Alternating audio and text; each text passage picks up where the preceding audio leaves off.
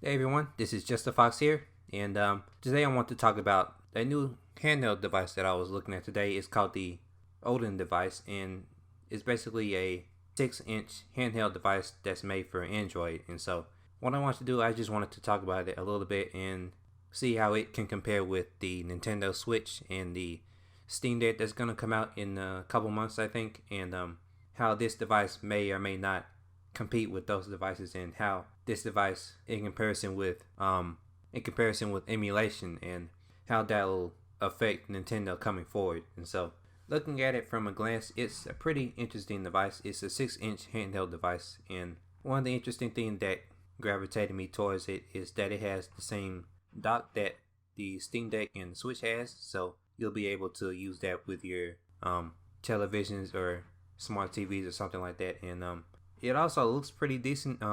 I think with the form factor of this device, it'll be a lot easier to pack it in with a backpack or something like that. With the Switch and the Steam Deck, I don't think those devices are as good when compared to that. Because when you compare it with the 3DS or the PlayStation Vita that I have right here, these devices were made for portability. And when you look at devices like the Nintendo Switch and the Steam Deck, those devices aren't really as good as these devices in terms of portability. And for the most part, I don't think that's really an issue, at least in the West, because people in the West don't really go out as much as people in the Eastern countries like Japan or China, because their culture is a lot different than ours, and so they may gravitate more towards the Switch and the Steam Deck more than us. But in terms of this device, the Odin, I think it hits that sweet spot of how small it is and how compact it is, and I think that's going to be a really good thing when it comes out. And it's supposed to come out. I'm looking at the development right here. They say it's going to come out in November, and it's an Odin Lite that's going to come out in December. For the most part, I think those two devices are just the same. Let's see. There's not really much of a difference with the Odin Lite, so I'm just gonna talk about the base model. So, they talk about how this device will be for Android and how you can screen map your games with it. And I saw, I think Taki had a prototype device that showed that off, and I think that was pretty interesting to see. And I think with this, compared to other Android devices that came out in China, yeah, let's see, what's it called? The RG50 something. It's called the RG351P and the RG351M. I think those are the most popular devices that came out in China that people are really interested in when it comes to emulation and Android gaming and stuff like that. Those devices, in comparison with this, is really not really a competition anymore, because when a device like this comes out and how powerful it is compared to the RG351P and the M, I think this will be a nice step forward with other games emulation and Android gaming as a whole. And if this device takes off as it's trying to, I think it'll make companies think more about releasing their games on the Google Play Store and maybe the Apple Store, maybe. Because I remember a while back they used to release a lot of console games for the Google Play Store, like BioShock, for example. I used to play that a little bit on my phone, but it wasn't really a spectacular thing, and the technology at the time really hindered those releases from getting any sort of praise or notability or anything like that. But with this device, I think it'll make them consider that type of market a bit more. And as of right now, they still consider it, but it's not really as serious as something like the Nintendo Switch, which is really a proprietary device when it comes to exclusive games like Nintendo stuff. And people like id Software and Bethesda really take note of that and release their games on it, and it's pretty decent for the most part. And when talking about this and the Steam Deck, it's really interesting time to be in, because I remember back in the day when the smaller handhelds like the Game Boy Advance and the Game Boy,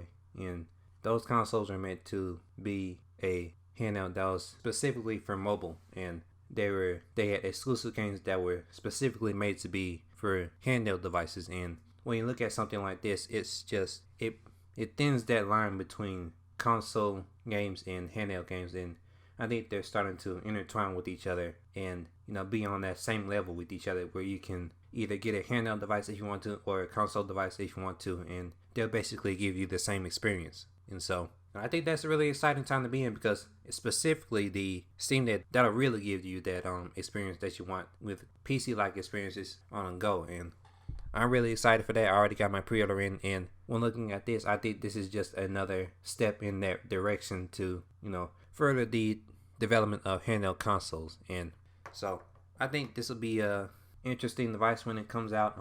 I'm still really interested in that dock, because the Steam Deck has a dock too, and I think that will really get Nintendo to really take something like this seriously when it comes to this, because the main gimmick for the Switch was that you could use it on your television and on the go. And since these devices do that too, but without the Joy-Con controllers, there's not really much of a difference from that to the Nintendo Switch. And since these devices may have a lot more power than the Switch itself, then along with that, it has Dolphin and a lot of other emulators that you can emulate games with. I think that'll have Nintendo to really take something like this seriously, and really give them the competition that they really needed, for, in my opinion, to really put more effort into their software development in their games. Because when you look at games like the Legend of Zelda and Sonic Colors Ultimate, you see that, or a little bit less in Sonic Colors Ultimate, but specifically Skyward Sword, the most that they really did was add a new control scheme and updated the visual slightly, I think. And when you look at that and you look at emulation, you can pretty much do the same thing with emulation that you could do with buying a $60 re-release of a Wii game. And with Sonic, it looks a lot better, but you could still get that a similar experience to that with the Dolphin emulator, and you could use the Steam Deck and put it on there to get upscale graphics on it with the upscale graphics pack and a 60 FPS patch that they released on the Dolphin emulator, and you can get pretty much the same experience that you could get with the Ultimate release. And that'll really get companies to really take something like this seriously, like I said. And so I think it's a really interesting thing that they're doing here. And the handheld itself, it looks really nice. I think it reminds me most of the Nintendo Switch and a little bit of the PS Vita mixed into one. I think that's a really good thing, because I really like the PS Vita, and this gives me vibes from that kind of device. So I may really like it if I decide to get it. I haven't decided yet, but once the Indiegogo comes out, I'm just looking at the preview right now, and it looks really interesting. It has these little lights on the side, I guess. I'm not sure if I like that, but it looks good for the most part, and I think it'll have me to check out more Android games that I didn't really consider before, because I don't really like playing Android games on my phone. And so maybe this will have me look at more games on that. But they also advertise game streaming, and I think that'll be a lot better on this kind of device than on your PC or your phone or something like that. And I tried streaming services before. I think the last one I tried was I think it was way back in the day. I think it was something. It was well, let's see, what was it called? It was called OnLive. That's what I was thinking about. It was called OnLive. And when I played that, it was a really interesting experience too.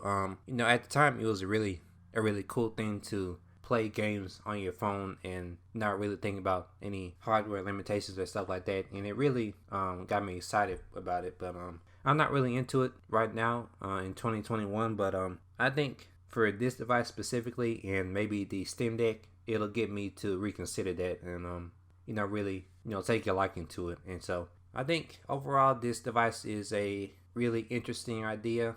Whether or not it's gonna take off like they want it to, it remains to be seen if it really takes off. But overall, I think this has the potential to be really good. What I'm seeing so far, it has a lot of interesting things that I really like, and maybe if they get everything right, maybe on the first go with not too many issues or nothing like that, I think it really has a shot of not really competing, but being on that same level as the Steam Deck or the RG351M that I'm really interested in too. So, I'm hopeful if this device really gives me that experience that the Switch or the Vita or maybe the Steam Deck when it comes out. And if it ends up being a really good device, I might get it and maybe review it for the channel. So, it depends.